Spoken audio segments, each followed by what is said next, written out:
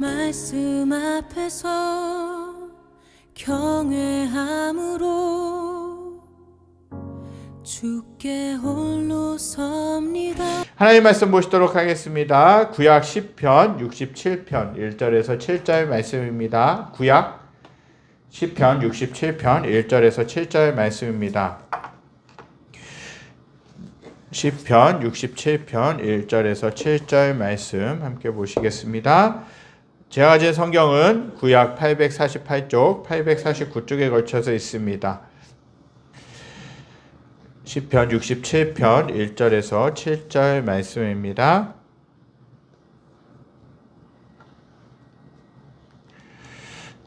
다 찾으셨으면 제가 1절부터 6절까지 봉독해 드리고요. 마지막 7절 말씀만 함께 읽도록 하겠습니다. 하나님은 우리에게 은혜를 베푸사 복을 주시고 그의 얼굴빛을 우리에게 비추사 주의 도를 땅 위에 주의 구원을 모든 나라에게 알리소서. 하나님이여 민족들이 주를 찬송하게 하시며 모든 민족들이 주를 찬송하게 하소서. 온 백성은 기쁘고 즐겁게 노래할지니 주는 민족들을 공평히 심판하시며 땅 위에 나라들을 다스리실 것임이니이다. 하나님이여 민족들이 주를 찬송하게 하시며 모든 민족으로 주를 찬송하게 하소서. 땅이 그의 소산을 내어 주었으니 하나님 곧 우리 하나님이 우리에게 복을 주시리로다. 7절 함께 읽겠습니다. 하나님이 우리에게 복을 주시리니 땅의 모든 끝이 하나님을 경외하리로다. 아멘.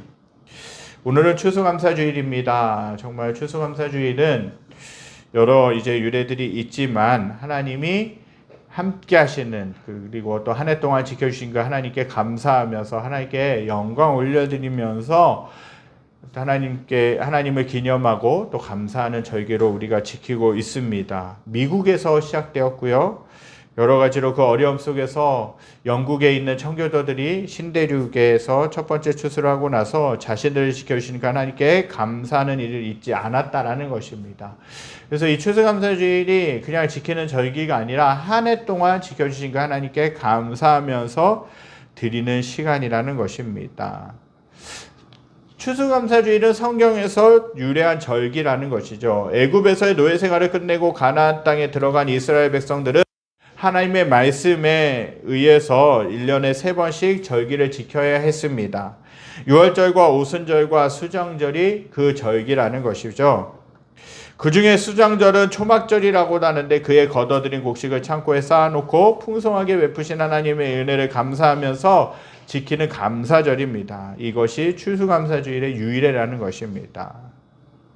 십자가 없는 기독교를 생각할 수 없는 것처럼 감사가 없는 기독교도 생각할 수 없습니다. 감사가 없다라는 것은 뭐냐? 극단적으로 말씀드려서 죄송하지만 신앙이 없다라고 생각할 수 있습니다. 그렇게 감사는 기독교의 덕목 중에 하나가 아니라 본질에 관한 것이라고 할 수 있는 것이죠. 감사를 잘할 수 있는 사람은 어떻게 보면 신앙적인 인격을 가지고 있다고 보아도 지나친 말이 아닐 것입니다. 조그만한 것 하나라도 감사할 수 있는 것, 그 삶은 복된 것이라는 것이죠. 사실 기독교는 감사의 종교입니다. 성경 전체는 하나님의 은혜와 구원을 감사하라는 말씀으로 가득 차 있습니다. 감사는 한두 번 하고 것이 아니라 어느 때 어느 곳에서나 해야 될 것을 가르치고 있다라는 것이죠. 데살로니가전서 5장 18절은 뭐라고 말씀하고 있습니까? 범사에 감사하라. 이것이 그리스도 예수 안에서 너희를 향하신 하나님의 뜻이니라 하는 것이에요. 물론 그 전에 있는 말씀들이 있죠. 항상 기뻐하라, 쉬지 말고 기도하라, 범사에 감사하라 라는 말씀인데 이 모든 것이 그리스도 예수 안에서 너희를 향하신 하나님의 뜻이라고 말씀하고 있는 것이에요. 즉 감사도 하나님께서 저와 여러분들에게 원하시는 것이라는 사실이죠. 그런데 문제는 무엇을 어떻게 감사할 것인가에 대한 것입니다. 어느 책에서 본 예화인데 오늘 나눌 말씀과 연관이 되어 있어서 잠시 소개합니다. 미국의 뉴스 프로그램 인사이드 에디션이라는 진행자가 있는데 그 진행자가 데보라 노빌이라고 하는 사람이었다고 합니다. 0.3초의 기적, 감사임이란 저서에서 감사합니다라는 말 한마디에 인생 전체를 바꾸는 힘이 있다고 말하고 있습니다. 그는 책에서 감사의 말로 깊은 인간관계를 맺을 수 있고 건강한 삶을 살 수 있다라고 그렇게 강조하고 있습니다. 그리고 감사가 삶을 변화시킨 인물들을 소개하였습니다. 윌 톰슨이라는 뚜렷한 직업이 없는 건달이 있었다. 오토바이가 옆을 지나가는데 타보고 싶은 생각이 들었습니다. 그래서 오토바이를 구입하려고 레스토랑으로 취직했습니다. 그러나 그 일이 쉬운 것은 아니었던 것이죠. 어떤 일도 쉬운 것은 없었습니다. 고객들이 음식이 맛이 없다라고 불평할 때마다 견디기 힘들었습니다. 그만둘까 생각하고 있었는데 지배인이 종업원을 모아놓고 교육을 시켰습니다. 고객들에게 무조건 감사해야 합니다. 고객이 있기 때문에 먹고 살 수 있습니다. 무조건 감사하십시오. 이렇게 인사하십시오. 그리고 항상 이렇게 반복해야 합니다. 라고 그렇게 이야기했습니다. 저희 식당을 잊지 않고 찾아주셔서 감사합니다. 음식을 주문해 주시니 감사합니다. 맛있게 드시니 감사합니다. 그렇게만 하면서 여러분도 감사하는 사람이 되면 인생의 성공이 찾아올 것입니다. 라고 그렇게 지배인이 종업원들을 모아놓고 교육했다라고 그래요. 톰슨은 마지막 말을 감명 깊게 들었습니다. 그동안 감사해 본 적이 없었지만 성공을 내다보며 감사하기로 결단한 것이죠. 만나는 고객들에게 식당을 찾아주셔서 감사합니다. 맛있게 드시니 너무나도 감사합니다. 라고 그렇게 인사했습니다. 고객들이 좋아하면서 팁도 많이 받을 수 있었다 그럽니다. 그는 친절한 종업원으로 뽑혔습니다. 그리고 주인의 눈에 들어 부지배인으로 승격이 되었습니다. 그의 소원은 오토바이를 타는 것이 아니라 인생을 변화시키고자 하는 것으로 바뀌게 되었다라고 그렇게 이야기하고 있습니다. 야간대학에 진학하여서 경영학을 공부하였습니다. 중소기업을 시작하고 얼마 후에 사장이 되었습니다. 오토바이를 타는 것이 아니라 자가용 비행기를 타고 다니는 인물이 되었다라는 것입니다. 감사할 때 참 놀라운 결과가 찾아옵니다. 감사는 만사를 변화하게 하는 놀라운 힘이 있습니다. 그의 힘을 저와 사랑하는 성도님들도 가지고 있다라는 것입니다. 그것은 바로 우리의 입에서 나오는 감사합니다라는 말임을 명심해야 합니다. 저와 여러분은 그 엄청난 힘을 하루에 얼마나 사용하고 있는지 질문해 보기를 원합니다. 감사합니다. 상대방에게 감사합니다라고 하는데 그 상대방이 좀 해코지 하겠습니까? 그 상대방이 뭐라고 하겠습니까? 감사합니다라고 그렇게 이야기하면 정말 마음이 안 좋은 사람들이라 할지라도 그 다시 한번 마음이 활짝 환해지고 펴지는 것들을 보게 되는 것입니다. 다윗은 시편 30편 4절에서 이렇게 찬양하고 있습니다. 주의 성도들아 여호와를 찬송하며 그의 거룩함을 기억하며 감사하라 라고 그렇게 말씀하고 있습니다. 주의 성도들이 하나님을 찬송하며 그의 거룩함을 기억하며 감사할 것을 다윗은 권면하고 있는 것입니다. 우리가 하나님의 자녀라면 하나님을 기억하고 감사하고 찬송하는 것이 매우 중요하다라는 것입니다. 그것이 당연한 것이고 하나님을 높이는 길이라는 사실입니다. 다윗은 남달리 어려운 환경에서 생활했습니다. 가난한 목자 2세의 막내 아들로 태어나서 위로 형들이 많이 있는, 그래서 어떠한 기도 펴지 못하고 위축되면서 살아왔을 것입니다. 그리고 어릴 때부터 들판으로 보내져서 말도 못하는 양들을 돌보며 그 양들을 치는 고독한 목동의 생활을 했다라는 것입니다. 청년기에는 어땠겠습니까? 전쟁터에서 생사를 다투는 죽음의 고비를 수도 없이 넘기기도 했습니다. 또한 블레셋의 장군 골리앗을 이긴 후에는 사울 왕의 미움으로 거의 매일을 도망다니는 삶을 살아야만 했습니다. 그가 하나님의 선택으로 이스라엘의 2대 왕으로 나라를 잘 다스렸지만 아들 압살롬의 반역으로 쫓겨나는 그 슬픔도 겪어야만 했다라는 것이죠.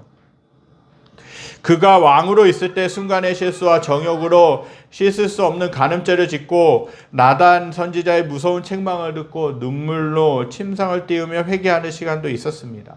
그러나 다윗은 어느 한순간도 하나님의 은혜를 잊은 적이 없다라는 것입니다. 시시때때로 도와주시는 그 하나님의 은혜에 감격하는 마음과 감사가 사라진 적이 없었다라는 것이에요. 그는 시편 30편 4절 5절에서 이렇게 고백하고 있습니다. 함께 읽겠습니다. 주의 성도들아 여호와를 찬송하며 그의 거룩함을 기억하며 감사하라. 그의 노염은 잠깐이요 그의 은총은 평생이로다. 저녁에는 울음이 깃들일지라도 아침에는 기쁨이 오리로다. 저와 사랑하는 성도님들이 우리들에게 어떠한 어려움과 고난이 있다 할지라도 하나님께 감사하면 거룩한 기쁨이 찾아오고 찬송과 축복이 주어질 줄 믿습니다. 하나님은요 감사하는 성도에게 은혜를 베풀어 주십니다. 민수기 6장 24절부터 26절에는 이렇게 기록되어 있습니다. 여호와는 내게 복을 주시고 너를 지키시길 원하며 여호와는 그 얼굴을 내게 비추사 은혜 베푸시길 원하며 여호와는 그 얼굴을 내게로 향하여 드사 평강 주시기를 원하노라 하는 말씀입니다. 이 말씀을 제가 예배 마지막 축도 시간에 인용하는 말씀입니다. 이런 은혜가 저와 사랑하는 성도님들에게 이루어지기 위해서는 감사하는 성도가 되어야 된다는 사실입니다. 범사에 감사하면 반드시 기쁨이 찾아옵니다. 그 기쁨은 하나님의 축복으로 이어진다라는 것입니다.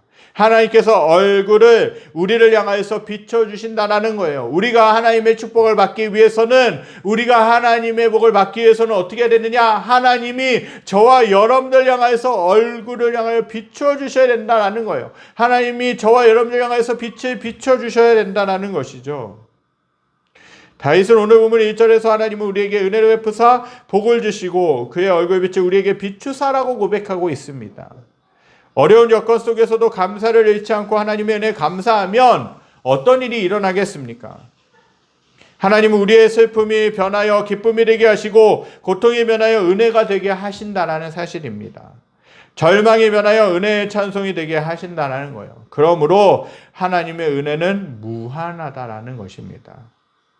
하지만 하나님의 은혜는 공짜가 없습니다. 하나님의 은혜를 받을 만한 자가 받고 받지 못할 자는 받지 못한다는 것이에요. 그렇게 하나님의 은혜를 받을 그릇을 준비하실 수 있는 저와 여러분들이 되시기를 간절히 소망합니다. 큰 그릇에 많이 담겨지고 새 부대에 새 포도주가 담기듯이 새로운 감사와 정결한 마음을 준비하며 넘치는 은혜를 받는 저와 여러분들이 되시기를 간절히 소망합니다. 하나님은 오직 한 분이십니다. 믿으십니까?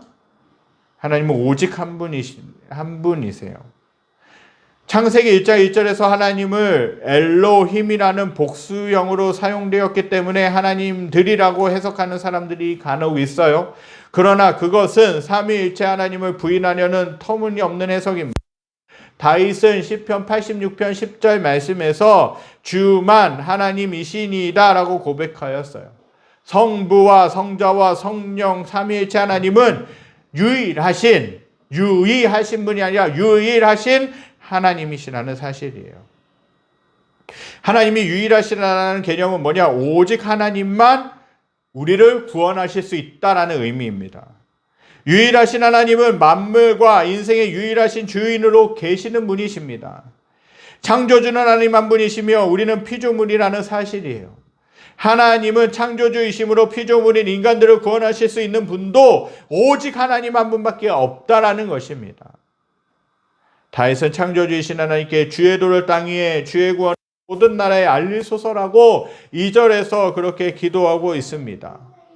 그 기도의 목적은 뭐냐? 모든 민족들이 하나님을 찬송하고 영광을 돌리게 해달라는 간구에 있다라는 거예요.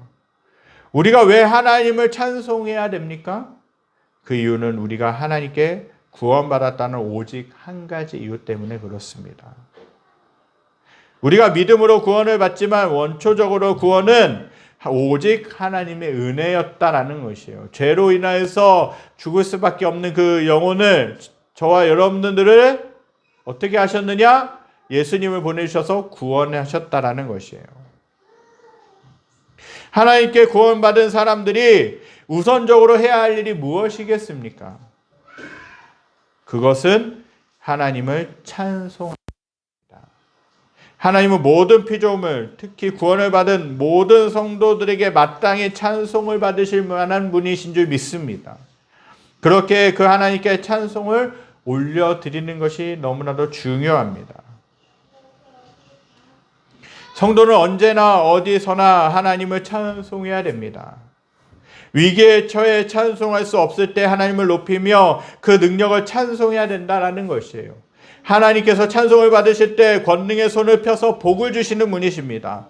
인생의 목적 자체가 그 하나님을 찬송하고 영광스럽게 하는 일이라는 사실이죠.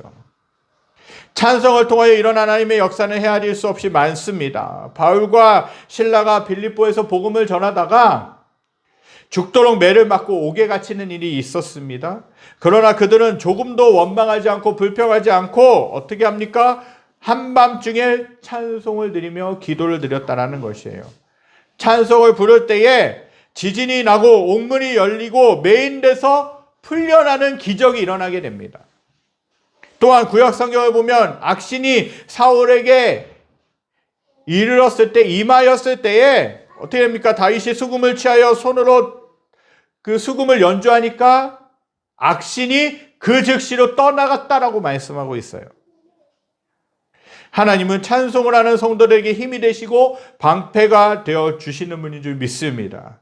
하나님은 찬송하는 성도들에게 의지가 되어 주시고 기쁨을 주시는 분이십니다. 하나님은 찬송하는 성도에게 성령을 주시고 구원의 요새가 되어 주십니다. 오늘 오면 4절에서 다윗은 이렇게 고백하고 있습니다. 함께 읽겠습니다. 온 백성은 기쁘고 즐겁게 노래할지니 주는 민족들을 공평히 심판하시며 땅 위의 나라들을 다스릴 것임이니이다.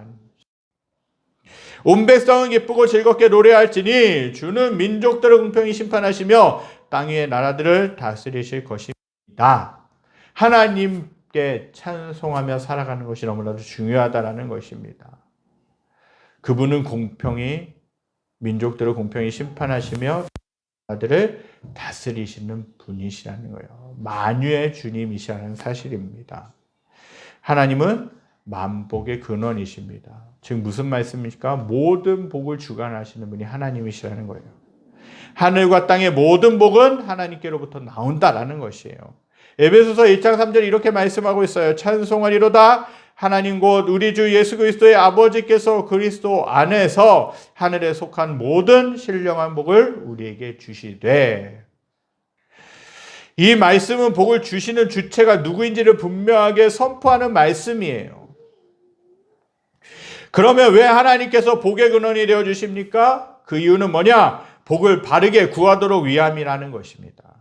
사람들은 다급하며 우상이나 다른 인생들에게 도움을 구하고 복을 구하고 있는 것들을 보게 됩니다. 그러나 참된 복을 받지 못한다는 거예요. 그 우상들에게서는 다른 사람들은 복을 줄 수 없다라는 것이죠.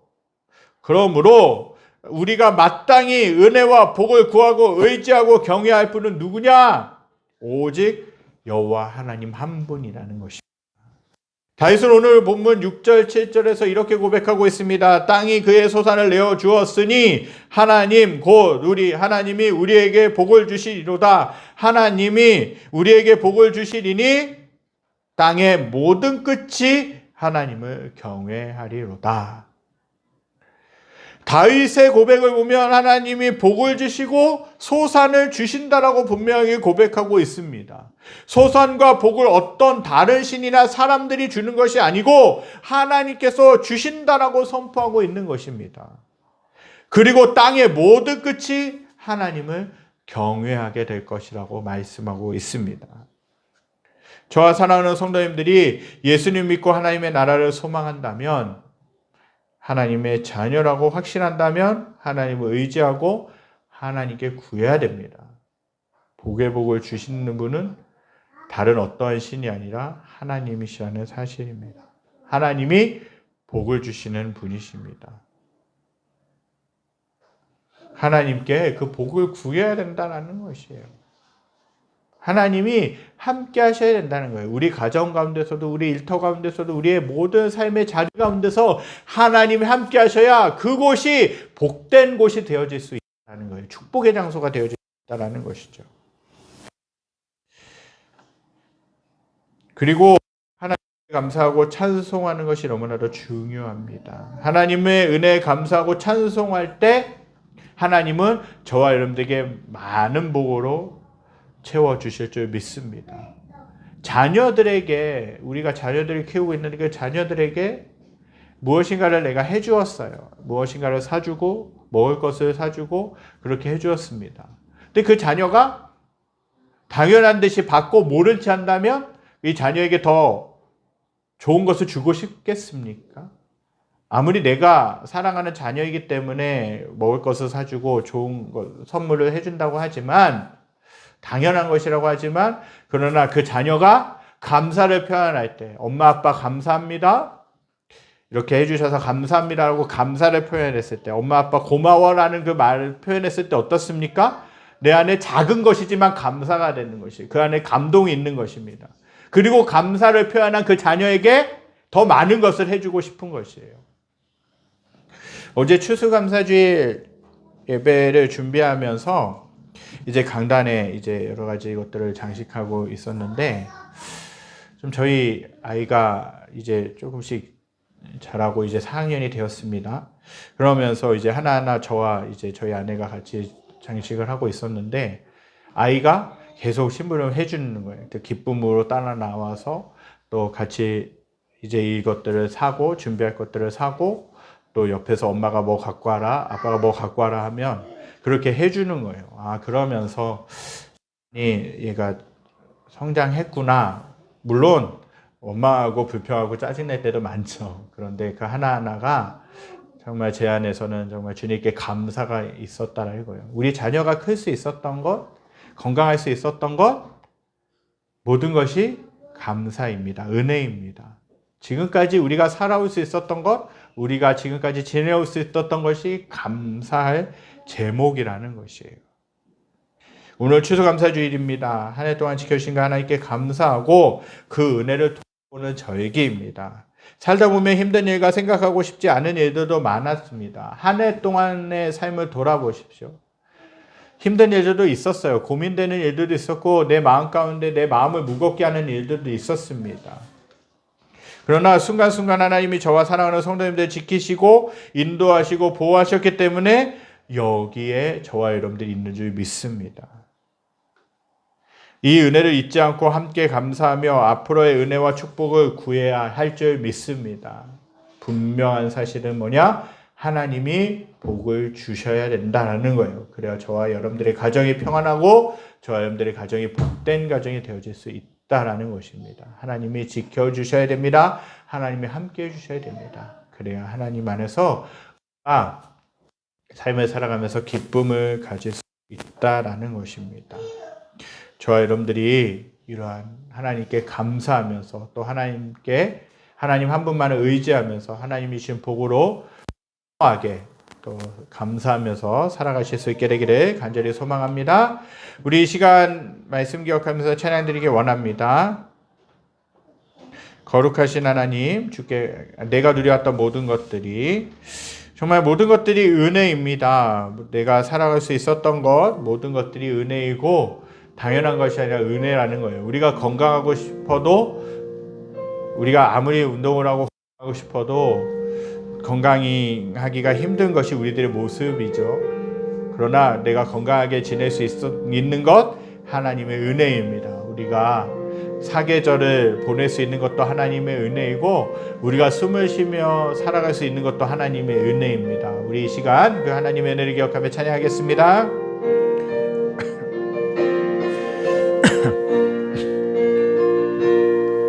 내가 누려왔던 모든 것들이, 내가 지나왔던 모든 시간이, 내가 걸어왔던 모든 순간이 당연한 건 아니라 은혜였소. 당연한 건 아니라 은혜였소. 아침 해가 뜨고 저녁에 노을, 봄의 꽃향기와 가을의 열매, 변하는 계절의 모든 순간이 당연한 건 아니라 은혜였소. 모든 것이 은혜, 모든 것이 은혜.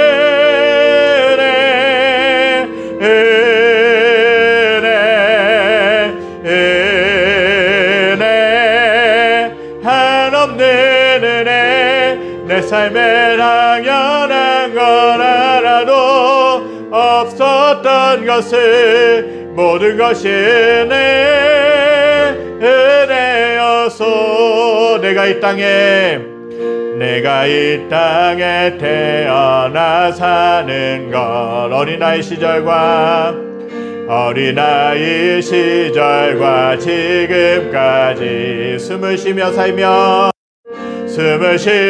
살며 꿈을 꾸는 삶 당연한 건 아니라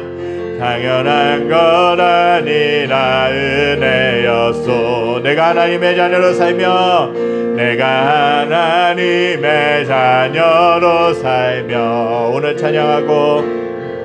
오늘 찬양하고 예배하는 삶 복음을 전할 수 있는 축복이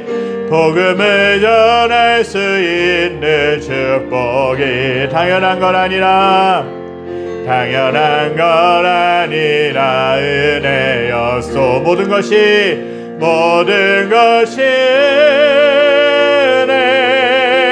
은혜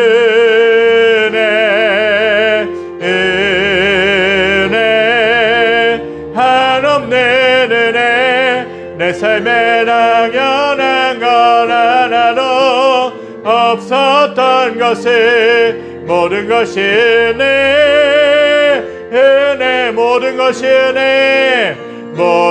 것이 은혜 한없는 은혜 내 삶에 당연한 건 하나도 없었던 것을 모든 것이 은혜였소. 저와 여러분들은 어떻게 한 해 동안 살아오셨습니까? 정말 시간이 참 빠르죠? 한 해를 마무리해야 될 시점에 와 있습니다. 이제 2024년도도 한 달 반 정도, 한 달 20일 정도 남았는 것이죠. 그만큼 참 세월이 빠르고 정말 시간이 참 빠르다라는 것들을 생각하게 됩니다. 저와 여러분들은 올 한 해 동안 어떻게 살아오셨습니까? 감사한 일이 많았습니까? 아니면 힘들고 어려운 일, 고민되는 일이 많으셨습니까? 얼마나 하나님께 그 감사하면서 살아오셨습니까?